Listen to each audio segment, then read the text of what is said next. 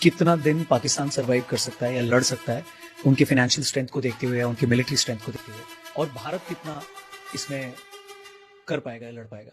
अगर वॉर होती है तो इसमें कोई शक नहीं है कि जो न्यूमेरिकल सुपीरियरिटी है कि अगर इंडियन आर्मी 4 गुना बड़ी है तो ये जरूर बात है हम उनसे 4 गुना ज्यादा सर्वाइव करेंगे। ठीक है। अगर हमारी एयरफोर्स 6 गुना बड़ी है तो हम कम से कम 6 गुना ज्यादा उनसे सर्वाइव करेंगे। हमारी नेवी 8 गुना बड़ी है और अगर इस सब का टोटल निकाल कर आप परम्यूटेशन कॉम्बिनेशन देखें तो ऐसा समझा जाता है कि पाकिस्तान आर्मी शुरुआत के 10 दिन हमारे से टक्कर ले सकती है।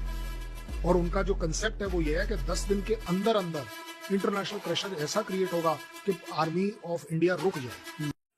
हाँ जी, अपनी आवाम ਨੂੰ ਇਹ ਵੀ ਦੱਸੋ ਕਿ ਅਸੀਂ 4 ਗੁਣਾ ਜ਼ਿਆਦਾ ਵਾਂ ਤੇ ਪਾਕਿਸਤਾਨ ਆਰਮੀ ਦਾ ਇੱਕ ਫੌਜੀ ਉਹ ਸਾਡੇ 20 ਫੌਜੀਆਂ ਦੇ ਬਰਾਬਰ ਆ।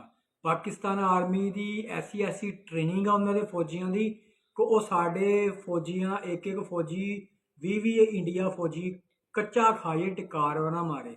ਤੇ ਨਾਲ ਇਹ ਵੀ ਆਪਣੀ ਆਵਾਮ ਨੂੰ ਦੱਸੋ ਕਿ ਜੇ ਪਾਕਿਸਤਾਨ 10 ਦਿਨ ਤੱਕ ਤੁਹਾਡੇ ਕੋਲ ਪਾਕਿਸਤਾਨ ਲੜ ਸਕਦਾ, ਇਹ ਵੀ ਆਪਣੀ ਆਵਾਮ ਨੂੰ ਦੱਸੋ ਕਿ ਜੇ ਪਾਕਿਸਤਾਨ 2 ਦਿਨ ਸਾਡੇ ਨਾਲ ਲੜ ਪਿਆ ਨਾ ਨੀਅਤ ਨਾਲ, ਤੇ 2 ਦਿਨ 'ਚ ਉਹਨੇ ਸਾਡਾ ਕਬਾੜਾ ਕਰ ਦੇਣਾ। 10 ਦਿਨ 'ਚ ਬਹੁਤ ਦੂਰ ਦੀ ਗੱਲ ਆ, ਤੁਸੀਂ ਬਹੁਤ ਦੂਰ 10 ਦਿਨ ਦੱਸਦੇ ਆ, ਅਸੀਂ ਤੁਹਾਡਾ 2 ਦਿਨ 'ਚ ਕਚੂੰਬੜ ਕੱਢ ਦੇਣਾ। 2 ਦਿਨ 'ਚ ਤੁਹਾਨੂੰ ਨਾ ਮਜਬੂਰ ਕਰਤਾ ਅਬੂ ਟਰੰਪ ਤੱਕ ਭੱਜਣ 'ਚ ਕਿ ਸਾਡਾ ਨਾਮ ਪਾਕਿਸਤਾਨ ਨਹੀਂ।